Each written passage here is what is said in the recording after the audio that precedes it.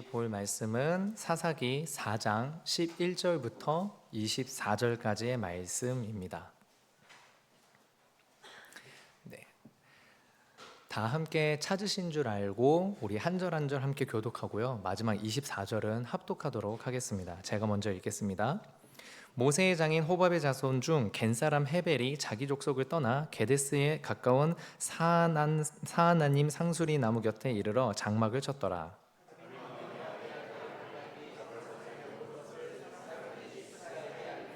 시스라가 모든 병거 곧 철병거 900대와 자기와 함께 있는 모든 백성을 하루셋 학고임에서부터 기송강으로 모은지라.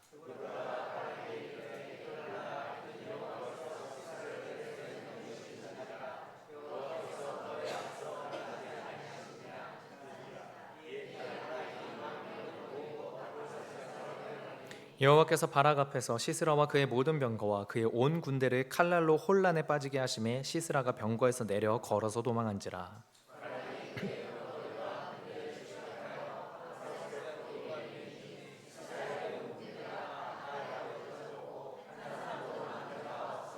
시스라가 걸어서 도망하여 겐 사람 헤벨의 아내 야엘의 장막에 이르렀으니 이는 하솔 왕 야빈과 겐 사람 헤벨의 집 사이에는 화평이 있음이라.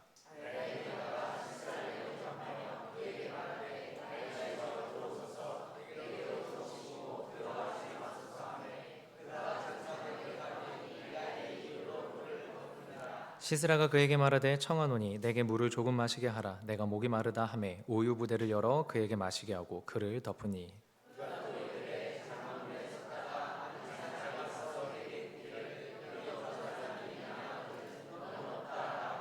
그가 깊이 잠드니 헤벨의 아내 야엘이 장막 말뚝을 가지고 손에 방망이를 들고 그에게로 가만히 가서 말뚝을 그의 관자놀이에 박음에 말뚝이 꿰뚫고 땅에 박히니 그가 기절하여 죽으니라.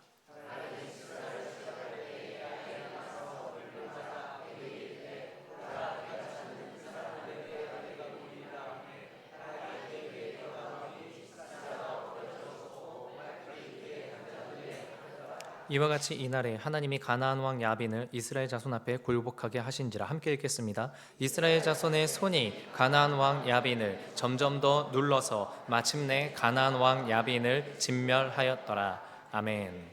네. 사사기 4장은 왼손잡이 사사 에훗이 죽고 이스라엘이 다시 하나님 앞에 범죄해서 가나안 왕 야빈이 철병거 900대로 이스라엘을 압제하고 이에 이스라엘이 부르짖으니 하나님의 여선지자 드보라를 사사로 세워 승리케 하시는 내용이 사사기 4장 전체의 내용입니다. 그런데 제가 사사기 4장을 지금 둘로 나눠서 읽어 오늘 11절은 사실은 사사기 4장을 앞에서부터 읽어보면 갑자기 생뚱맞게 훅 들어온 구절이라고 할 수 있습니다. 11절을 다시 한번 읽어보도록 하겠습니다. 모세의 장인 호밥의 자손 중 겐 사람 헤벨이 자기 족속을 떠나 게데스에 가까운 사하나님 상수리 나무 곁에 이르러 장막을 쳤더라. 여러분 분명히 지금 드보라가 이제 사사로서의 활동을 하면서 이 전쟁에 대한 이야기가 쭉 이어지고 있는데 갑자기 겐 사람 헤벨이라는 그 이름이 갑자기 쑥 들어와 가지고 이 이야기가 갑자기 순간 단절이 됩니다. 그리고 난 다음에 12절부터 다시 함께 이 전쟁 이야기가 이루어지고 있죠. 여러분 여기에서 일단 이 함께 볼 부분은 겐 족속입니다. 여러분 이 겐 족속은 사사기 1장에서도 등장을 합니다. 사사기 1장에서 나오는 이 겐 족속은 믿음으로 이스라엘과 함께 해가지고 이 가나안 땅 정복 전쟁도 함께했던 이방 족속입니다. 이방 족속. 그런데 이 주석학자들이 말하기에 이 겐 족속이 철을 다룰 수 있는 기술을 가진 사람들이라고 말을 합니다. 이들이 이스라엘과 합류하기 전부터 철을 다뤘는지 아니면 이스라엘과 합류해서 가나안 땅에 정착하면서 철을 다룰 수 있는 기술을 가졌는지 그 시작의 연원까지는 알지 못하나 성경학자들이 말하는 바는 이 겐 족속은 철을 다룰 수 있었다는 겁니다. 이미 사사기를 하면서 제가 몇 번 말씀드렸지만 가나안은 철기 문명이지만 이스라엘은 아직 청동기 문명도 온전히 갖추지 못한 그런 족속인데 거기에 이 겐 족속은 철을 다룰 수 있는 철기 문명을 이루어낼 수 있는 기술을 가지고 있었던 부분입니다. 그러면 이 부분을 생각해 볼 때 분명히 이들은 믿음으로 유다 족속과 함께 이 겐 족속이 이 땅에 거주했는데 이 겐 사람, 이 겐 족속, 유다 족속과 함께 믿음으로 결심하고 정착한 이 사람 중에 헤벨이라는 사람이 무엇이라고 나와 있습니까? 자기 족속을 떠났다고 되어 있습니다. 자기 족속을 떠나고 게데스에 가까운 사하나님 상수리 나무에서 장막을 쳤다고 되어 있습니다. 여러분, 여기 위치가 어디냐면 하솔 왕 야빈이라고 되어 있지 않습니까? 하솔 왕 야빈인데, 하솔은 이 이스라엘 가나안으로 보았을 때 북쪽에 있고요, 유다 지파는 남쪽에 자리 잡고 있습니다. 그러니까 겐족 속에서 있는 이 헤벨이 어느 쪽으로 자리를 잡은 거면 이 남쪽 지방 유다 지파가 자리 잡고 있는 여기에서 북쪽으로 올라와서 자리를 잡은 겁니다. 북쪽으로 올라와서. 이유가 뭐겠습니까? 여러분, 이유는 분명합니다. 무엇이냐면 자기가 철을 다룰 수 있는 기술이 있으니, 철병거 900대를 가지고 있을 정도라면 당연히 철기 문화가 더 많이 있겠죠. 그러니까 이 철을 다룰 수 있는 기술로 철 무기를 만들든 철제 어떠한 다른 도구를 만들어서 자기 자신의 이익을 도모하고자 남쪽에 있는 유다 남방 땅이 아니라 조금 더 북쪽으로 올라와서 이 하솔왕 야빈과 함께 거래하기 좋은 지역으로 옮긴 것입니다. 17절을 함께 보면은 여기에 이렇게 이해 설명이 이렇게 나와 있습니다. 시스라가 걸어서 도망하여 겐사람 헤벨의 아내 야엘의 장막에 이르렀으니 이는 하솔왕 야빈과 겐사람 헤벨의 집 사이에는 화평이 있음이라. 그러니까 이 헤벨과 이 야빈이 함께 어느 정도 계약적인 관계를 맺고 있다라는 것입니다. 여러분, 여기에서 우리가 기억해야 되고 잊지 말아야 될 사실이 무엇이겠습니까? 여러분, 이스라엘이 하나님과 함께 할 때에는요, 이스라엘에게로 사람들이 옵니다. 이스라엘이 하나님과 함께 할 때에는 이스라엘에게로 사람들이 옵니다. 여러분, 출애굽기를 기억하신다면 출애굽기에서 이스라엘이 애굽을 떠나 나올 때 이스라엘만 나온 것이 아닙니다. 수많은 여러 민족들이 이스라엘과 함께 나왔습니다. 이스라엘이 떠나는 것을 보면서 나도 여기에서 노예로 살지 않겠다 하고 결심하고 다짐하여 이스라엘과 함께 나선 수많은 민족들이 있었습니다. 성경은 그들을 잡족이라고 표현을 했지만, 우리 어감상 잡족이 조금 이렇게 그렇지만 다양한 족속이란 뜻입니다. 다양한 여러 족속이 이스라엘과 함께 출애굽을 한 겁니다. 하나님이 이스라엘에게 하시는 일을 보니까 하나님께서 정말로 노예로서 400년간 노예로서 살았기 때문에 앞으로도 노예가 될 수밖에 없다라고 스스로가 마음 가운데 꺾여 있는 그 민족이 말도 안 되게 어떤 전쟁의 엄청난 군사력 때문도 아니고 아니면 어떤 경제적인 어마어마한 돈을 지불한 것도 아니라 그저 하나님 여호와라는 신의 기적으로만 이 탈출하게 되는, 노예에서 자유민으로 나가는 그 광경을 보면서 나도 저들처럼 되고 싶다, 나도 저 민족처럼 살고 싶다라는 마음이 있어서 이스라엘이 하나님과 함께 할 때에는 수많은 사람들이 이스라엘과 함께 했습니다. 그 중에 하나 또한 광야 생활하면서 있었던 이 겐족 속인데, 문제가 무엇입니까? 헤벨이 그 겐족 속을 떠났다라는 것입니다. 이것이 우리에게 주는 메시지가 분명합니다. 이스라엘이 지금 현재 또 하나님 앞에 범죄해서 야빈에게 억압을 받고 있으니, 이스라엘을 보고 따라왔던 사람들도 자기 이익을 쫓아서 야빈에게 붙게 되는, 이스라엘이 어떠하느냐에 따라 주변에 있는 다른 사람들과 민족들에게까지 영향을 끼치는, 여러분, 이런 위치에 있다는 것입니다. 여러분, 우리가 이것을 마음 가운데 정말 깊이 새겨야만 합니다. 우리가 어떠한 모습으로 존재하느냐가 여러분 하나님이 이 땅을 평가하고 바라보는 기준이 됩니다. 여러분, 절대적으로 우리가 잊지 말아야 될 것이 무엇입니까? 여러분, 소돔과 고모라 땅이 왜 멸망했습니까? 여러분, 그들이 죄가 많아서 멸망했습니까? 아닙니다. 여러분, 성경은 명확하게 말합니다. 의인 10명이 없어서 망했다라고 되어 있습니다. 하나님이 이 땅을 심판하실 때에는요, 악인들의 죄악을 보지 않습니다. 놀랍게도요. 분명히 악인들의 죄가 심판의 근거 맞습니다. 근데요, 그 심판의 근거가 맞는 그 악인들 때문에 심판하는 것처럼 보이지만 하나님께서 마지막에 결국 심판하시는 근본적인 이유는 무엇이냐면, 그 악인들을 대신하여서 그 악인들 안에서 그 악인들을 변화시킬 수 있는 마지막 힘, 마지막 에너지, 마지막 그 복음의 능력을 가진 의인이 없을 때 망합니다. 이스라엘이 하나님을 떠나니 겐족 속이 믿음으로 유다와 함께 있어서 그 남방 네게부 지역 황무지, 아무것도 없는 그곳에서 정착해서 살기를 믿음으로 결단했던 그 겐족 속을 떠나는 헤벨과 같은 존재가 나타난다라는 겁니다. 무엇 때문에? 이스라엘이 하나님을 떠났기 때문에요. 여러분, 우리가 매 주일마다 지금 빌레몬서 본문으로 설교 말씀 듣고 있습니다. 여러분, 어떤 마음과 생각이 매 주일마다 들으십니까? 여러분, 저는 매주 담임 목사님 입에서 하나님이 담임 목사님 입을 통해서 도전을 하시는데요, 여러분, 계속해서 제 마음을 찌르는 표현이 있습니다. 그게 무엇이냐면 관계의 혁명적인 변화, 복음의 사회성이라는 말입니다. 착한 사람이 되어라, 마음 넓은 사람이 되어라는 것이 아니다. 우리가 무엇을 믿는지 우리의 믿음을 보이라는 것이다. 예수님을 모르는 사람들은 상상도 할 수 없는 수준까지 하나님은 우리에게 말씀하시고 요구하신다. 그리고 바울과 오네시모와 빌레몬은 그 수준을, 그 단계를 순종함으로 보여줬다. 여러분, 이게 마음 가운데 엄청나게 찔리는 겁니다. 여러분, 지금 이 시대에 우리 사람들 기준으로는 너무나도 완전 반대되는 메시지 아닙니까?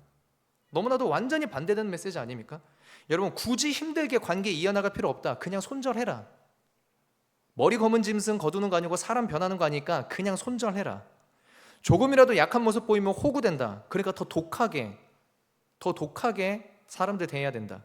10번 잘해주다가 한 번 모지게 대하면 악마라고 욕먹지만 10번 모지게 대하다 한 번 잘해주면 천사인 줄 안다. 사람들한테 다 잘해줄 필요 없다. 여러분, 이게 소위 인간관계의 팁이라고 해가지고요, 사람들 사이에서, 더 젊은이들 사이에서 다 퍼지고 있는 내용들입니다. 근데 여러분, 우리가 매주 듣는 지금 빌레몬서의 말씀은 뭐라고 말합니까? 용서해라. 용서하고 종으로 대하지 말고 형제로 대해라. 만일 그가 갚지 못한 거 있으면 내 앞으로 달아나라. 내가 갚겠다. 여러분, 이게 납득이 됩니까? 여러분, 이게 납득이 되십니까? 근데 여러분, 이게 성경이 말하는 그리스도인의 모습입니다. 이게 하나님이 기뻐하시고 원하시는 모습이고, 여러분과 저에게 나를 따라오라고 하시는 말씀 가운데 있는 기준입니다.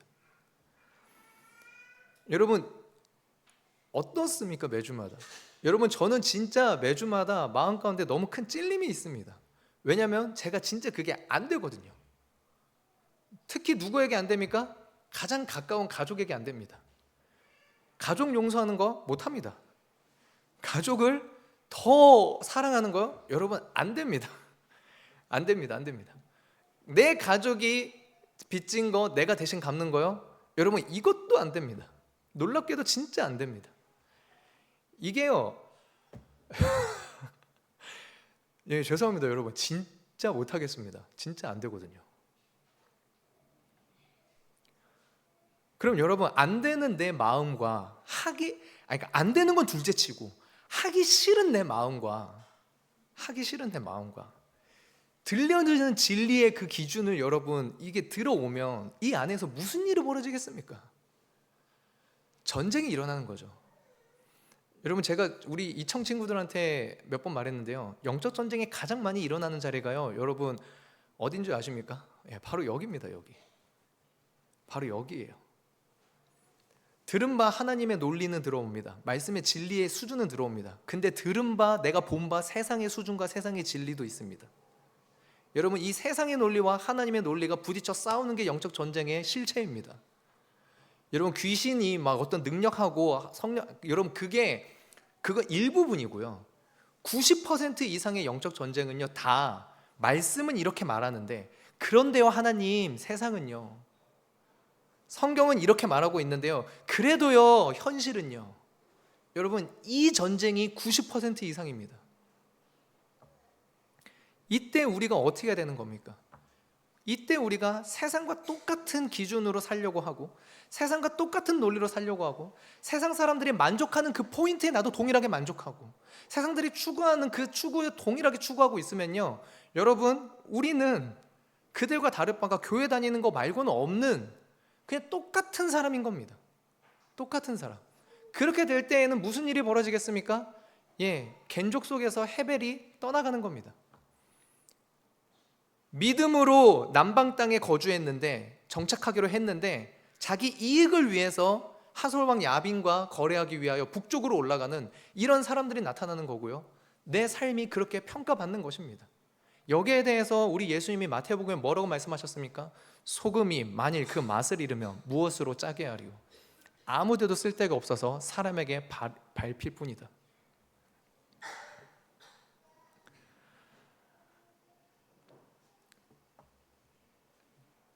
안 되는 내 마음, 못하는 내 존재에 놓고 주님 앞에 어떻게든지 울면서 내 자신을 쳐서 거꾸로뜨리고 복종시켜야 되는 거, 여러분, 그래서 주님 앞에 나는 안 되지만 하나님 난 진짜 안 되지만 주님 손에 붙들리기 원합니다 하고 나아가야 되는 거 아니겠습니까?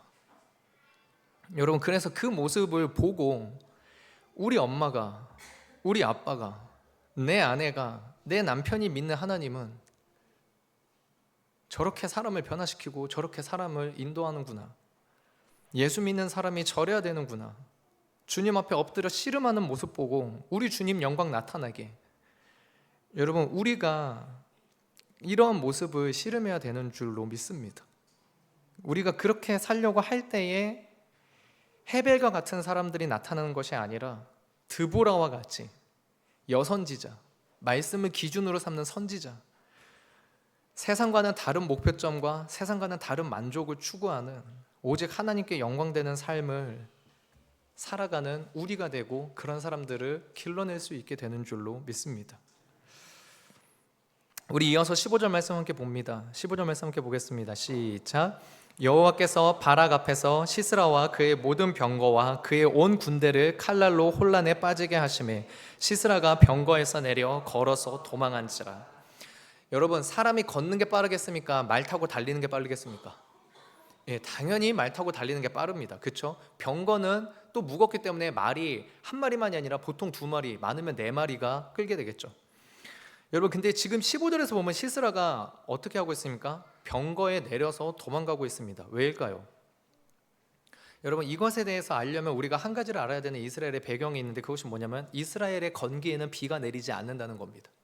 이스라엘의 건기에는 비가 진짜 내리지 않는데요, 어쩌다가 내린다고 해도요, 우리나라로 치면은 약간 물 한 컵 가지고는 이렇게 뿌리는 정도, 여러분, 이 정도밖에 안 내립니다, 비가. 근데 여러분, 이스라엘은요, 우기에는 또 비가 엄청 많이 내립니다. 우리 어제 그제 내린 것처럼 우기에는 또 비가 어마어마하게 내립니다. 여러분, 그래서 이스라엘에는 특별한 지형이 하나 있는데요, 그게 뭐냐면 와디라는 지형입니다. 근데 이 와디가 뭐냐? 강입니다. 근데 강은 강인데 이 와디는 우기 때만 강입니다. 건기 때에는 마른 땅이거나 졸졸졸 흐르는 시냇물입니다. 근데 여러분, 지금 보면 13절에 보면 시스라의 군대가 뭐하는데 어디에 있다고 하냐면 기손강에 있다고 되어 있습니다. 여러분, 이 기손강이 와디입니다. 이 기손강이 와디라서 시스라가 병거 900대를 가지고 이 기손강가에 왔다는 겁니다. 무슨 뜻입니까? 건기예요. 병거를 타고 움직일 만한 때인 겁니다. 근데 여러분, 이때는 마른 땅이었는데 지금 병거를 두고 걸어야 될 정도로 무슨 일이 벌어진 거냐면 비가 내린 겁니다. 비가 갑자기 내려서 병거를 움직일 수가 없는 거예요. 병거를 움직이기에는 땅이 진흙처럼 푹푹 파여가지고 병거가 움직이질 않는 겁니다. 그러니 병거를 버려두고 뛰는 게 더 빠른, 여러분, 이런 일이 벌어진 겁니다. 여러분, 이 일을 누가 행한 것이겠습니까? 건기에는 비가 내리지 않습니다. 그래서 거기가 마른 땅인 줄 알고 철병거를 끌고 갔는데 그 철병거가 아무 쓸모도 없게끔 하늘에서 비가 내리는 이 일을 누가 행한 것이겠습니까? 여러분, 하나님께서 우리에게 언제나 요구하시는 건 무엇입니까? 순종입니다. 지금 사사기 3장에서도 하나님 뭐라고 말씀하십니까? 사사기 2장 후반부에도 뭐라고 말씀하십니까? 내 말을 준행하나 준행하지 않나 시험하려고 이 이방 민족들을 내버려 두겠다. 여러분, 하나님은요, 우리 보고 하나님의 뜻을 이루라고 하신 적이 단 한 번도 없습니다. 하나님은 우리에게 요구하신 바는 무엇이냐면 순종입니다. 왜냐하면 하나님의 뜻은 하나님이 이루십니다. 철병거 900대를 어떤 전쟁 무기로 이길 수 있겠습니까? 이스라엘이 가지고 있는 그 어떤 무기로 이기겠습니까? 청동기조차도 되지 않는 이스라엘이 철병거 900대를 무슨 수로 이깁니까? 근데 하나님은 말씀으로 순종하고 나가서 싸우면 하나님이 그 말라붙은 와디를 강이 차오르는 강으로 만드셔서 그 철병거 900대를 아무 쓸모없게 만드시고 하나님의 뜻을 하나님이 이루십니다. 우리에게 요구하시는 건 순종일 뿐인 거죠. 그럼 여러분, 우리가 여기에서 기억하고 우리가 여기에서 반드시 알아야 될 것이 무엇이냐? 여러분, 우리가 기도할 때 가장 많은 에너지를 써야 하는 기도의 시간, 기도의 내용은 돈 벌게 해주세요거나 우리 마음 위로해 주세요거나 하나님 이 문제 해결해 주세요가 아닙니다. 무엇이냐? 하나님의 뜻이 무엇인지 주여 내가 알게 하소서, 내가 그 뜻에 순종하게 하소서. 이 두 가지가 우리가 모든 기도 전체가 100이라면 90% 이상의 에너지를 쏟아야 될 것이 바로 여기에 있습니다. 왜냐고요? 능력은 하나님이 전능이시니까요. 일이 되고 안 되고는 하나님이 맘 먹으면 되니까요. 일이 안 되는 건 하나님이 맘 안 먹으시면, 인간적으로 우리가 모든 거 다 준비해 놔도 그냥 하나님이 안 돼 해버리면 안 되는 거니까요. 그러니까 여러분, 우리가 기도해야 될 모든 에너지, 거의 모든 에너지를 다 어디에 쏟아야 됩니까? 주여, 주님의 뜻이 무엇인지 제가 알기 원합니다. 제게 알려주소서. 그리고 알게 된 그 주님의 뜻에 제발 내가 순종할 수 있게 해 주시옵소서. 여러분, 이 두 가지가 우리 기도 전체여야 됩니다. 사실 이것만 되면 하나님의 뜻이 무엇인지 알게 되고 그 가운데 내가 순종하게 되면 나머지 길은 하나님이 알아서 다 하시는 거 아닙니까? 마른 땅에도 강으로 만들어 버리시는데 건기에도 비를 내리시는 하나님이 왜 지금 우리에겐 역사 안 하시겠습니까? 왜 우리에겐 역사 안 하시겠습니까? 여러분, 2000년 전의 말씀이 지금도 살아있는 말씀이라는 게 믿어지지 않으니까 우리가 자꾸 우리의 뜻을 구하는 거 아니겠습니까? 이때에는 하나님이 이럴 수 있었어. 근데 지금은 이 수많은 컴퓨터들, 이 수많은 인공지능들, 이 수많은 기계들, 이렇게 수많은 사람들이 대학까지 나오는 고등 지식을 가지고 있는 지금 시대에는 성경에서 말하고 있는 이런 기적 일어날 수 없어. 여러분, 우리가 이 마음이 있기 때문에 지금 사사기 백성들과 같이 하나님이 광야 시대 때에는, 전쟁할 때에는 일할 수 있지만 농경기에는, 농사 짓는 데에는 여호와께서는 일할 수 없어. 그러니까 바알이랑 아세라 섬겨야 돼. 여러분, 이 논리가 똑같은 논리인 겁니다. 이 논리가 똑같은 논리인 거예요. 그래서 우리는 하나님 앞에 기도해야 될 게 무엇이냐면 일의 가능성을 놓고 기도하는 게 아닙니다. 주여 말씀하옵소서, 주의 종이 듣겠나이다. 주여 말씀하옵소서, 주님의 뜻에 대해서 주의 종이 듣겠나이다. 순종하는 것. 여러분, 이게 우리가 해야 될 기도의 전부입니다. 물론 여러분, 몸이 다치고 질병이 있고 여러 가지 어려움이 있으면 그걸 놓고 해결해 달라는 기도 당연히 해야 됩니다. 여러분, 그거 하지 말라는 게 아닙니다. 그거 하는 거 잘못됐다고 말하는 게 아닙니다. 근데 문제는 무엇입니까? 하나님이 왜 이 상황을 허락하셨나? 하나님이 왜 이 어려움을 허락하셨나? 분명히 성경에서 나를 사랑한다고 되어 있는데 내가 이렇게까지 고통스러워야 될 이 상황을 하나님이 왜 내게 허락하셨나? 여러분, 그 주의 뜻을 헤아리는 것 없이 이 문제만 해결되기를 원한다라고 하나님 앞에 간구하면요, 정말 죄송합니다. 비슷한 문제가 또 올 겁니다. 비슷한 문제가 또 올 겁니다. 그러니 우리 모두 쉬지 않고 기도하라는 그 데살로니가 말씀에 그 쉬지 않고 기도하는 우리의 기도 제목이 이 두 가지면 우린 정말 쉬지 않고 기도할 수 있습니다. 주의 뜻, 순종. 그렇지 않겠습니까? 여러분, 돈 벌게 해달라는 기도를 쉬지 않고 할 수 있겠습니까? 여러분, 돈 벌게 해주세요라는 기도를 쉬지 않고 하겠습니까? 아닙니다. 주님의 뜻을 알게 하소서, 그리고 그 뜻에 순종하게 하소서. 우리는 이 기도 제목을 쉬지 않고 해야 되는 것입니다. 이어서 17절입니다. 시스라가 걸어서 도망하여 겐사람 헤벨의 아내 야엘의 장막에 이르렀으니 이는 하솔 왕 야빈과 겐사람 헤벨의 집 사이에 화평이 있습니다.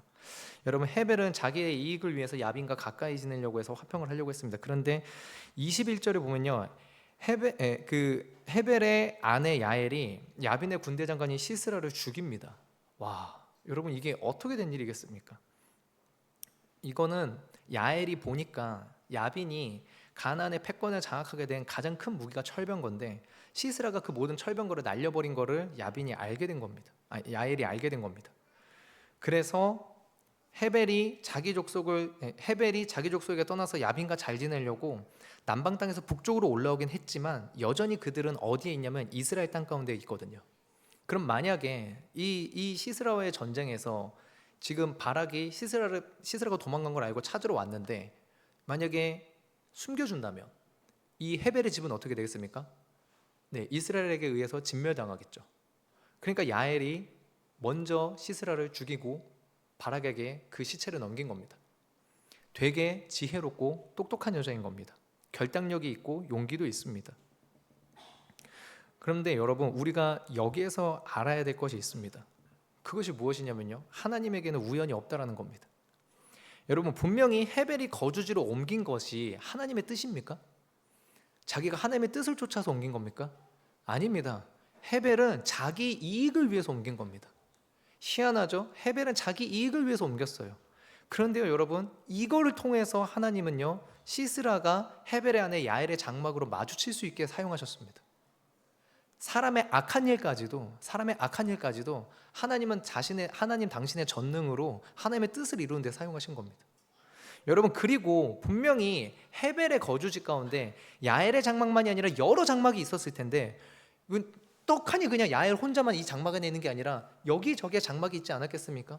그런데 시스라가 달려서 도망치고 헉헉거리다가 벌컥 열고 들어간 데가 헤벨의 장막이 아니라 야엘의 장막인 겁니다. 여러분, 우연이겠습니까? 만약에 시스라가 헤벨의 장막에 들어갔으면 어떻게 됐을까요? 헤벨은 어쩌면 아무 상황도 인지 못하고 시스라를 숨겨줬을지도 모릅니다. 그런데 여러분, 이 시스라가 도망간 곳이 야엘의 장막입니다. 헤벨의 장막이 아닙니다. 여러분, 이 모든 것이 우연인 것 같습니까? 그렇지 않습니다. 절대 결코 우연이 아닙니다. 여러분, 갑자기 11절에 헤벨이 거주지를 옮긴 이야기가 나오고 그는 분명히 야빈과 화평을 맺었다라고 돼 있는데 이 모든 상황이 된 것은 결코 우연이 아닌 겁니다. 여기에 대해서 9절에 이렇게 나와 있습니다. 9절을 함께 읽어보도록 하겠습니다. 시작. 이르되 내가 반드시 너와 함께 가리라. 그러나 내가 이번에 가는 길에서는 영광을 얻지 못하리니 이는 여호와께서 시스라를 여인의 손에 파실 것임이니라. 여기까지만 읽겠습니다. 여러분, 지금 이미 드보라를 통해서 하나님이 어떤 계획을 가지고 있다고 말합니까? 시스라를 여인의 손에 팔 것이다. 여러분, 헤벨은 자기 이익을 위해서 장막을 옮긴 거지만 하나님은 그것도 사용하신 겁니다. 시스라가 도망갈 때 헤벨의 장막에 들어가지 않고 야엘의 장막에 들어간 것도 우연이 된 것 같지만 하나님은 이미 계획하고 계셨던 부분인 겁니다. 여러분, 우리 하나님 결코 우연처럼이 아니라 우연으로 일하시는 거 없습니다. 우리 주변에 정말로 하나님의 존재를 믿는 크리스찬이라면, 우리가 정말로 하나님의 존재를 믿는 크리스찬이면요, 우리 주변에 우연이 된 일이야 라는 표현을 써서는 안 될 것입니다. 그리고 여러분, 이 믿음이 분명히 있는 사람들이라면 우리에게 주어진 지금의 상황과 지금 만나고 있는 사람들과 지금 처해 있는 여건들은 감사함으로 하나님 앞에 기도하며 나아갈 수 있어야 될 것입니다. 왜냐하면 하나님이 우연히 하신 게 아니니까요. 하나님이 쓸데없이 그렇게 하신 게 아니니까요. 다시 맨 처음에 했던 표현을 합니다. 안 됩니다. 여러분, 안 됩니다. 용서도 안 되고요, 납득도 안 되고요, 용납도 안 되고요, 이해도 안 되고요, 받아들일 수도 없고요. 이게 도저히 어떻게 하기가 싫습니다. 내 가족이 그러하고요, 날 힘들게 하는 사람이 그러하고요, 지금 내가 처해져 있는 상황과 환경이 그러합니다. 1년, 2년? 네, 어떻게든 의지로 참을 수 있겠죠. 5년은요, 10년은요, 20년은요, 40년은요. 놀랍게도 저희 어머니는 저희 아버지를 용서를 못하십니다. 놀랍게도 저희 아버지도 저희 어머니를 40년 동안 사시면서 이해를 못하십니다. 더더욱 놀라운 건 예수님을 만났다라고 하는 저도 저희 부모님이 이해가 안 됩니다. 여러분, 진짜 안 됩니다. 진짜 안 됩니다. 근데 여러분, 제가 드리고자 하는 말씀이 이겁니다. 안 되니까 포기해야 됩니까? 안 되니까 버려야 됩니까? 그냥 하나님이 나한테 왼수같이 붙여준 거다, 에이씨, 그냥 여러분 그냥 이러고 자책해버리고 말아야 되는 겁니까?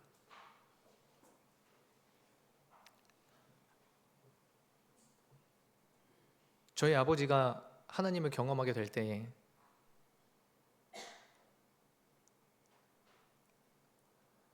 저희 어머니와 제가 유달리 힘들어서 아버지를 위해서 정말 많이 기도했던 때였습니다. 놀라운 건 그때 저희 집안의 문제가 해결된 게 아니라 저희 아버지가 하나님을 만났습니다. 그리고 웃긴 게 뭔지 아십니까? 문제는 1도 해결 안 됐거든요. 근데 가정이 행복해지더라고요. 돈 문제 여전했거든요. 근데요, 집에 진짜 들어가기 싫었던 집이 들어가고 싶어지더라고요. 신기하죠? 예, 반주 부탁드립니다. 우리 하나님, 이 가족들 우연히 주신 거 아닙니다. 우리 하나님 지금 만나게 하신 사람들 우연히 만나게 하신 거 아닙니다. 여러분 믿으십니까? 하나님 뜻이 있습니다. 하나님 뜻이 있습니다. 그렇기 때문에요, 여러분, 비록 내가 원하는 만큼 풍요로운 삶이 아니라고 하더라도, 내가 바라는 때에 바라는 만큼의 결과가 아니라고 하더라도요, 우리 주님께 감사할 수 있었으면 좋겠습니다. 그리고 도저히 내가 할 수 없을 것 같은 설교 메시지가 들려도요, 이 말씀 듣게 하신 데에는 분명히 뜻이 있겠지. 왜냐하면 우리 하나님 나 사랑한다라고 했으니까. 하나님 나 사랑한다라고 했으니까 뜻이 있겠지. 그러니까 하나님 아시죠? 난 못해요. 그러니까 제발 도와주세요. 사랑할 수 있게 해주세요. 견딜 수 있게 해주세요. 진짜 주님 믿을 수 있게 해주세요. 우리가 이렇게 주님 앞에 기도하며 나아갈 수 있는 오늘 이 밤이 됐으면 좋겠습니다. 우리 시간이 좀 많이 지났지만 우리 이 시간 간절한 마음으로 주여 한번 크게 외치고 우리 온전한 마음으로 함께 기도하도록 하겠습니다. 주여 한번